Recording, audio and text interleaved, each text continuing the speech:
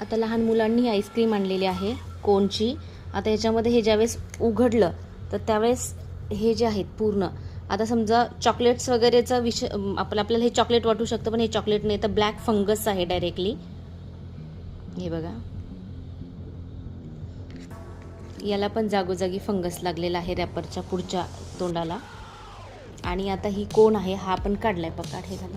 आता हे कोण काढलाय तर ह्या कोणला सुद्धा बघितलं तर पूर्णतः फंगस लागलेला आहे. आता हे समजा जर चोकोबार वगैरे असतं किंवा चॉकलेट कलरचं जर असतं डार्क कलरचं तर आपल्याला हे समजलं नसतं, पण ही व्हॅनिला आईस्क्रीम आहे आणि ह्याच्यामध्ये हे सगळं फंगस लागलेलं आहेत बघा.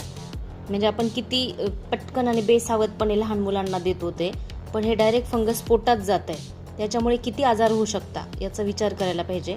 त्यामुळे अशा काही गोष्टी घेताना त्या किती दिवसाच्या आहेत, कुठून घेतोय काय याचा थोडासा विचार करायचा. कारण किती चांगलं ब्रँड असेल तरीसुद्धा अनेक दिवसांनी बुरशी लागणं, फंगस होणं हे साहजिक आहे. हो नको टाकून दे.